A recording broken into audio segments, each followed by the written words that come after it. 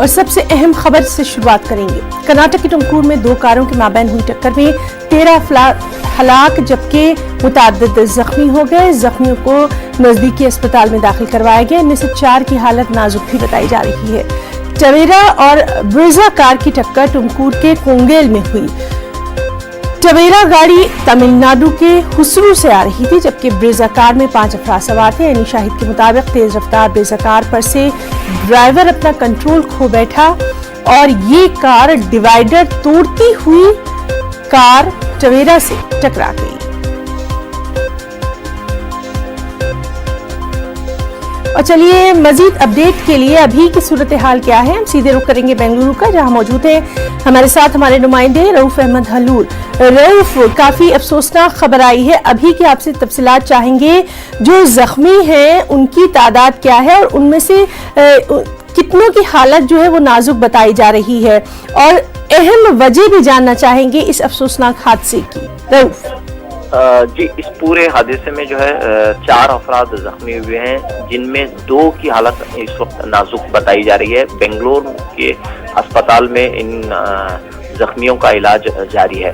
तो दूसरी तरफ आज सुबह सवेरे जो है आईजीपी शरद ने इस पूरे वाक़े का हादसे का जायजा लिया है और इसकी जांच पड़ताल का सिलसिला जारी है। और यहाँ पर हम देख रहे हैं कि ये जो हादसा हुआ है, इब्तदाई जांच के बाद यही कहा जा रहा है कि ड्राइवर का तवाज़ुन खोने की वजह से ये हादसा पेश आया है। और यहाँ पर जैसा कि हम देख रहे हैं कि तकरीबन 1 बजे के करीब, रात 1 बजे के करीब ये वाक़या पेश आया है। जैसे ही एक कार जो जो धर्मस्थल से आ रही थी, धर्मस्थल के मंदिर का दर्शन करने के बाद धर्मस्थल से होसूर जा रहे थे लोग, दरमियान में टुमकुर जिले के कुनीगल तालुक के बैलत करे एक मुकाम है, वहां पर यह हादसा पेश आया है। और जैसे ही तेज रफ्तार गाड़ी डिवाइडर को टकराई तो सामने मजीद एक कार आ रही थी, जिससे दोबारा इसकी टक्कर हुई। तो इस 2 टक्कर में जो है 2 कार में सवार 13 अफराद, 2 कार में सवार तकरीबन 17 अफराद में 13 अफराद की मौत हुई है। इस हादसे में 1 साला बच्ची भी शामिल है। तो इस लिहाज से एक भयानक सड़क हादसा बेंगलोर और रऊफ, क्या अभी तक हुकूमत की जानिब से किसी तरह की मदद या उनके इलाज और मुआवजे के लिए कोई खास पहल या फिर मुआवजे का ऐलान किया गया? और दूसरी अहम बात ये कि इन लोगों के ताल्लुक से और क्या कुछ तफसीलात फराहम की गई? जी देखिए, अभी तक हुकूमत की जानिब से कोई मुआवजे का ऐलान नहीं किया गया है। हालांकि अभी पुलिस अफसरान जो है जाए हादसे का मुआयना कर रहे हैं, तफसीलात हासिल कर रहे हैं, और फिलवक्त जो है मरीज जो जख्मी हैं उनका इलाज इस वक्त जारी है। तो मुमकिन है कि कुछ ही देर में इस मुआवजे के ताल्लुक से भी ऐलान हो, लेकिन ये वाकया किस तरह पेश आया इसकी तफ्तीश इस वक्त जारी है। जी। और एक भयानक सड़क हादसा, जो यात्री थे, जो मुसाफिर थे, इनमें 9 का ताल्लुक तमिलनाडु से है और 4 का ताल्लुक बेंगलुरु से है। जी, बहुत बहुत शुक्रिया अदा करना चाहेंगे आपका, और लगातार अहम खबर पर नजर बनी रहेगी। एक और ताज़ा खबर, सुप्रीम कोर्ट की हिदायत पर इश्तियाल अंगेज तकरीरों के मामले पर दिल्ली हाई कोर्ट आज समाअत करने वाला है। सुप्रीम कोर्ट ने इश्तियाल अंगेज तकरीर करने वाले लीडरों के खिलाफ FIR दर्ज करने का मुतालबा करने वाली अर्जियों को हाई कोर्ट भेज दिया है। दिल्ली फसाद मुतासिरीन के जरिए इस सिलसिले में सुप्रीम कोर्ट में अर्जियां दाखिल की गई थी, इन पर फौरी समाअत की दरख्वास्त की गई। अर्जी गुजारों ने बीजेपी लीडर अनुराग ठाकुर, प्रवेश वर्मा और कपिल मिश्रा के खिलाफ FIR दर्ज करने के लिए अदालत से रुजू किया था। और चलिए सीधे रुख करेंगे दिल्ली का, जहां मौजूद है इस वक्त हमारे साथी सुशील पांडे। सुशील, आज कुछ खास अर्जियों पर सुनवाई होने वाली है और लगातार हम देख रहे हैं कि किस तरह से जो हेट स्पीच का मामला है ये सुर्खियों में बना हुआ है। आज की तफसीलात चाहेंगे। हेट स्पीच से संबंधित 2 याचिकाओं पर आज सुनवाई होने वाली है। पहली याचिका पर सुनवाई हर्षमंदर की है, जिसमें सुप्रीम कोर्ट को लेकर जो उन्होंने टिप्पणियां की थी उसको लेकर आज सुप्रीम कोर्ट सुनवाई करेगा कि जो विवादित टिप्पणी हर्षमंदर के द्वारा की गई थी उसको लेकर क्या एक्शन लिया जाए। हालांकि दिल्ली पुलिस ने जो हलफनामा दाखिल किया है उस हलफनामे के मुताबिक उन्होंने हर्षमंदर पर अवमानना का मुकदमा चलाने की मांग की है। देखना इस मामले में 12:30 बजे के आसपास इस पूरे मामले में सुप्रीम कोर्ट सुनवाई करेगा। तो क्या सुप्रीम कोर्ट इस पूरे मामले में कंटेम्प्ट प्रोसीडिंग का आदेश देता है हर्षमंदर को लेकर या फिर नहीं। सुप्रीम कोर्ट हर्षमंदर के द्वारा दिए गए सुप्रीम कोर्ट की टिप्पणी पर काफी नाराज था। उन्होंने कहा था कि हम दिल्ली हिंसा के मामले में आपको नहीं सुनेंगे, लेकिन आपने जिस प्रकार की टिप्पणियां की हैं सर्वोच्च न्यायालय पर, हम उस बाबत जरूर कंसर्न है। तो उस मामले पर लगभग 12:30 बजे के आसपास सुनवाई होगी। वहीं हर्षमंदर की दूसरी जो याचिका है जिसमें दिल्ली हिंसा से संबंधित तमाम जो पीड़ित है उनको प्रोटेक्शन और मेडिसिन उपलब्ध कराने को लेकर जो याचिका दाखिल की गई थी, और ये कहा गया कि जो 3 बीजेपी के बड़े लीडर्स हैं जिन्होंने हेट स्पीच दी थी उनके खिलाफ FIR दर्ज किया जाए, उसको लेकर दिल्ली हाईकोर्ट सुनवाई करेगा। चूंकि सुप्रीम कोर्ट ने इस पूरे मामले में चिंता जाहिर करते हुए दिल्ली हाईकोर्ट से ये रिक्वेस्ट किया था कि इतनी जो लंबी अवधि का समय दिया गया है मामले की सुनवाई के लिए वो ना दिया जाए, और इसी बाबत फिलहाल सुप्रीम कोर्ट ने इस पूरे मामले में सुप्रीम कोर्ट के आदेश को मानते हुए दिल्ली हाईकोर्ट ने आज के लिए ये मामला रखा है लगभग 11:30 बजे के आसपास। जी, तो आज इस अहम मामले पर लगातार नजर रहेगी। सुशील, फिलहाल के लिए आपका शुक्रिया अदा करना चाहेंगे। और एक और अहम खबर, शुमाल मशरक़ी दिल्ली में तशद्दुद मामले में महलूकीन की तादाद बढ़कर 53 तक जा पहुंची है। जख्मियों की तादाद 300 से ज्यादा हो गई है। ताज़ा तरीन मालूमात के मुताबिक गुरु तेग बहादुर अस्पताल में 44, राम मनोहर लोहिया अस्पताल में 5, लोकनायक अस्पताल में 3, जबकि जगप्रवेश चंद्र अस्पताल में 1 को मुर्दा करार दिया गया। तशद्दुद मामले में पुलिस ने अब तक 654 मुकदमा दर्ज किए हैं, जबकि 1820 अफराद को हिरासत में लिया गया या गिरफ्तार किया गया। 27 के खिलाफ फौजदाराना मुकदमा दर्ज किया गया।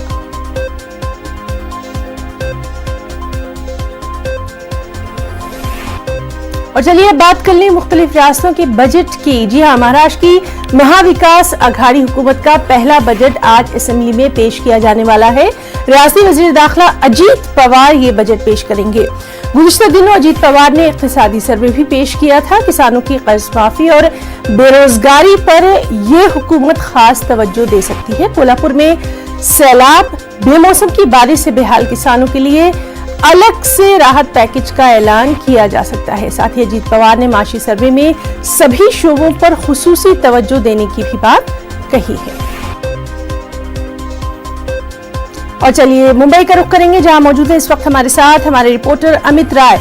अमित, आपसे जानना चाहेंगे कब ये बजट सेशन जो है ये शुरू होगा, और साथ ही साथ सबसे अहम बात ये, जिन किसानों की लगातार शरद पवार बात करते रहे हैं उन किसानों के लिए किस तरह के खुसूसी पैकेज की उम्मीद की जा सकती है?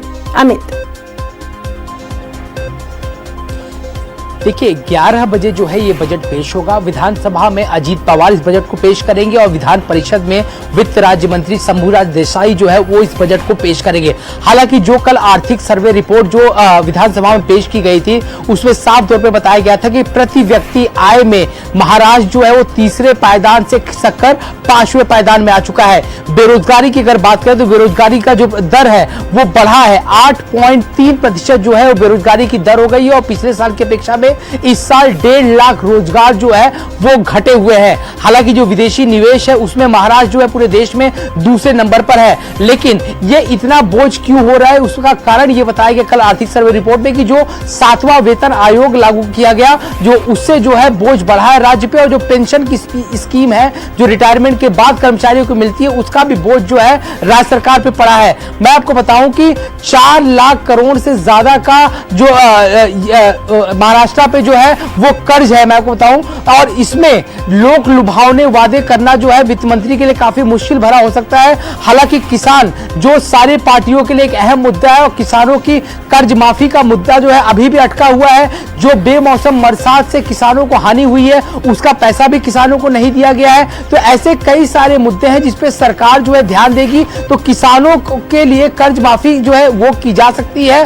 उसके लिए जो है एक बड़ा अनुदान जो है वो उसकी घोषणा की जा सकती है। हालांकि सबसे बड़ी चीज यह है कि नितिन राउत जो ऊर्जा मंत्री, उन्होंने 100 यूनिट बिजली मुफ्त कराने की बात कही थी। अब देखना यह होगा कि उस पर जो है वित्त मंत्री क्या कुछ रोशनी डालते हैं। तो आज का बजट जो है काफी देखने लायक होगा, क्योंकि पहले से घाटे में चल रहा राज्य जो है किस तरह से इस घाटे को जो है कवर अप करता है, और किस तरह से जो है किसानों को जो है या दूसरे जो सेक्टर है, चाहे महिला सशक्तिकरण की बात की जाए, रोजगार की बात की जाए, जिस तरह से मैंने आपको बताया कि बेरोजगारी बढ़ी हुई है, बेरोजगारी का दर जो है 8.3% हो गया, 1.5 लाख रोजगार पिछले साल की अपेक्षा इस साल कम हुए हैं। तो इसमें सरकार किस तरह से पार पाती है वो सबसे देखने वाली बात होगी।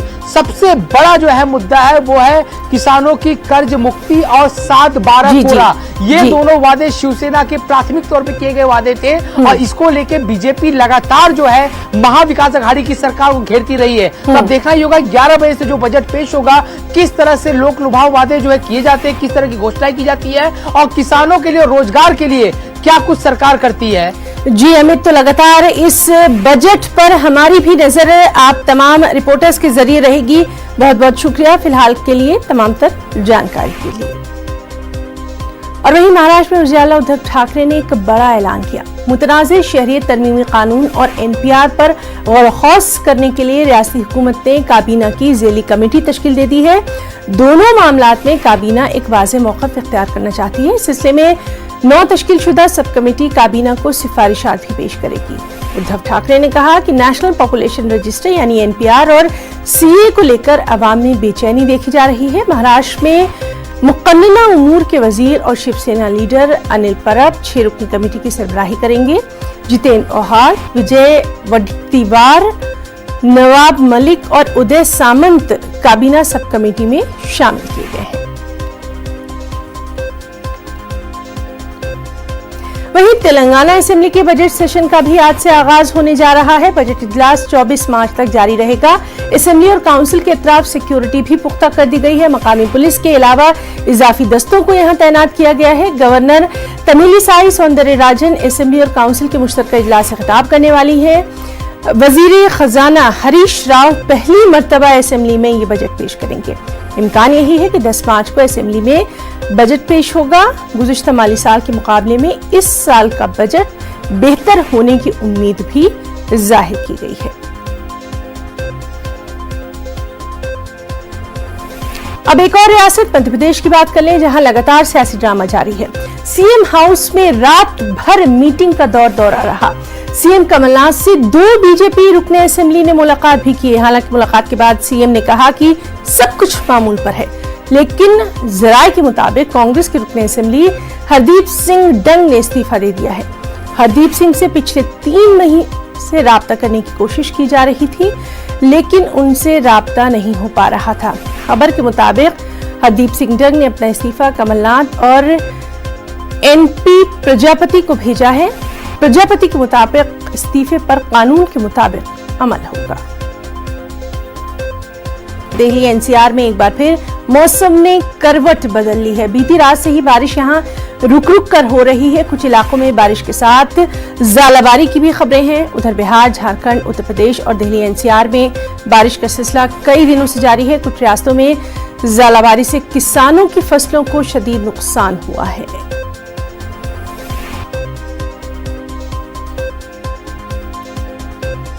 राजधानी दिल्ली एनसीआर में बीती रात से लगातार बारिश हो रही है, और आज जो है सुबह से तेज बारिश होने लगी है।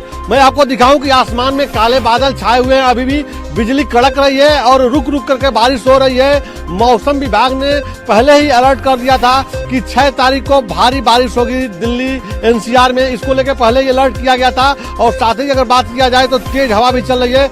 मौसम विभाग का कहना है कि 40 किलोमीटर प्रति घंटे की रफ्तार से हवा चल रही है। इससे देखा जाए तो पूरी तरह से मौसम का मिजाज बिगड़ गया है, क्योंकि मार्च का जो महीना होता है यह बदलाव का महीना है, और शरद ऋतु जाती है और ग्रीष्म ऋतु शुरू होती है। लेकिन इस समय जो बारिश हो रही है इससे आम जीवन जो है अस्त व्यस्त हो गया है। लोगों को ऑफिस जाने में दिक्कत हो रही है, क्योंकि अगर दिल्ली एनसीआर की बात की जाए तो यहाँ पे थोड़ी सी भी बारिश होती है तो जाम की संभावना पूरी बन जाती है। ऐसे में देखा जाए तो बच्चों का एग्जाम भी चल रहा है, छात्रों का एग्जाम चल रहा है, साथ ही लोगों को ऑफिस जाने में थोड़ी दिक्कत आज हो सकती है, क्योंकि मौसम विभाग का कहना है कि आज पूरे दिन इसी तरह से रुक रुक करके बारिश होगी। आसमान में काले बादल छाए रहेंगे और बिजली भी कड़केगी। अगर तापमान की बात की जाए तो तापमान 15 डिग्री सेल्सियस है और साथ ही मौसम विभाग ने यह भी बताया है कि हो सकता है कि 7 तारीख सुबह या दोपहर तक मौसम का यही हाल रहे। तो कुल मिला के देखा जाए तो दिल्ली एनसीआर के लोगों को बारिश से खुद बचना होगा और कैसे उनको ऑफिस जाना है, कैसे उनको मार्केट जाना है, क्योंकि होली सामने त्योहार है, लोग मार्केटिंग करने के लिए भी घरों से निकल रहे हैं, तो अपने हिसाब से उनको निकलना होगा। और मौसम विभाग का ये भी कहना है कि जो तापमान में गिरावट आई है इसका असर होली के बाद भी रहेगा, क्योंकि पश्चिम विक्षोभ होने के कारण जो है दिल्ली एनसीआर में बारिश हो रही है और अभी बारिश का असर बना रहेगा। कैमरा पर्सन अनिल के साथ राजीव तिवारी, न्यूज 18 दिल्ली। और अब बात करेंगे कोरोना वायरस की। जी हां, मुल्क में कोरोना वायरस के मरीजों की तादाद 31 तक जा पहुंची है। मरकजी हुकूमत और रियासती हुकूमतें एक्शन मोड में नजर आने लगी हैं। तमाम तर एहतियाती तदाबीर भी इख्तियार की जा रही हैं। तमाम सरकारी और गैर सरकारी महकमों और अस्पतालों को खुसूसी अलर्ट जारी कर दिया गया है। दुनिया भर से हिंदुस्तान आ रहे लोगों पर एयरपोर्ट पर खुसूसी निगरानी रखी जा रही है, इनकी स्क्रीनिंग की जा रही है। मुतासरा अफराद को अलग थलग रखने का इंतजाम किया गया है। ईरान और हिंदुस्तान के बीच स्पेशल फ्लाइट आज से शुरू हो रही है।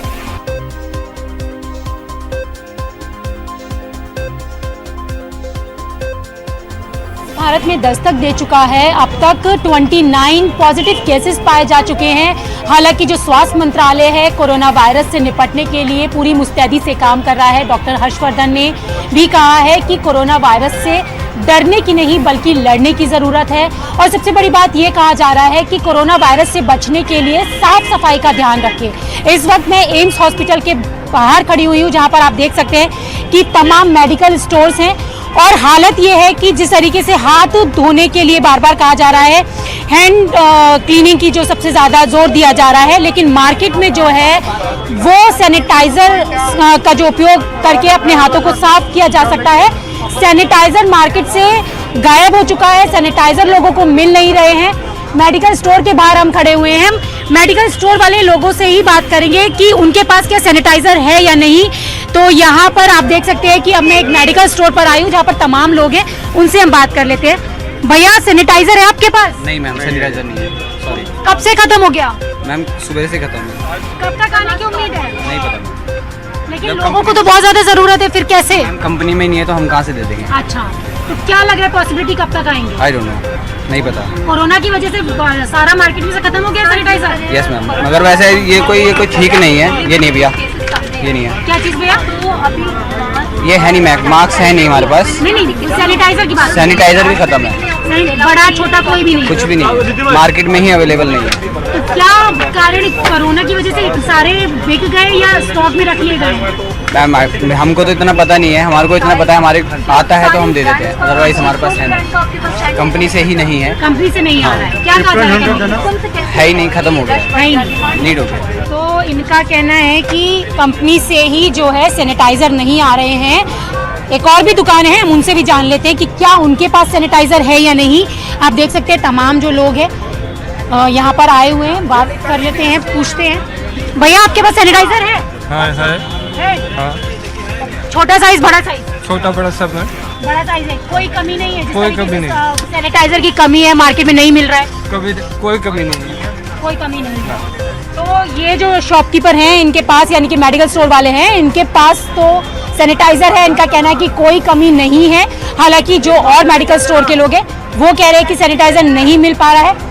आगे चलेंगे, आगे भी अगर आप देखेंगे तो यहाँ पर भी कई सारे जो लोग हैं वो बैठे हुए हैं, उनसे ही हम पूछ लेते हैं कि उनके पास सैनिटाइज़र है या नहीं। अंकल सैनिटाइज़र है क्या? नहीं, सैनिटाइजर नहीं है। सैनिटाइजर नहीं है। इनका भी कहना है सैनिटाइज़र। भैया सैनिटाइज़र है आपके पास? सैनिटाइज़र नहीं जी मैडम। तो कब तक आ जाएगा? कोई ठीक नहीं है मैडम। कब से खत्म हो गया सारा सैनिटाइज़र? कल शाम से। कल शाम से। तो लोग जो आ रहे ज्यादातर डिमांड कर रहे सैनिटाइजर की। अच्छा, ये जो चीज मार्केट में शॉर्ट होगी वही तो डिमांड होगी मैडम। नहीं, वही पूछ रही हाँ, थी। जो तो फिर चीज- अब कब तक उन लोगों को मिल पाएगा, क्या उम्मीद है कब तक? ये तो मैन्युफैक्चर से पूछिए मैडम, जिस दिन मेरे पास आ जाएगा उस दिन दे दूंगा। तो आपने ऑर्डर दे रखा है? ऑर्डर दे रखा हूँ मैं। अच्छा, तो इनका भी कहना है कि जिस तरीके से कोरोना वायरस के चलते लोग अपने हाथ की साफ सफाई के लिए सैनिटाइजर का इस्तेमाल कर रहे हैं और मार्केट में हालात ये है कि सैनिटाइजर खत्म हो चुका है, उनके पास सैनिटाइजर नहीं है। दुकान वालों का भी कहना है कि ऑर्डर दे चुके हैं लेकिन अब तक आया नहीं है। तो अब देखने वाली चीज होगी कि लोगों को सैनिटाइजर कब तक मिल पाता है। कैमरा पर्सन गौरव गिरी के साथ रचना, न्यूज़ 18 दिल्ली। और इस सब के बीच मरकजी वज़ीर सेहत डॉक्टर हर्षवर्धन बीती शब इंदिरा गांधी इंटरनेशनल एयरपोर्ट जा पहुंचे और वहां कोरोना वायरस की जांच से मुताल्लिक तैयारियों का उन्होंने खुद जायजा लिया है। इंदिरा गांधी एयरपोर्ट की तैयारियों से मरकजी वज़ीर सेहत मुतमईन भी नजर आए। इस मौके पर उन्होंने कहा कि मुल्क के 21 एयरपोर्ट्स पर बैरूनी मुल्कों से आने वालों की थर्मल स्क्रीनिंग की जा रही है। अब तक तकरीबन 6 लाख लोगों की स्क्रीनिंग मुख्तलिफ एयरपोर्ट्स पर की जा चुकी है। डॉक्टर हर्षवर्धन ने कहा कि वो जल्द ही चेन्नई एयरपोर्ट का भी दौरा करेंगे।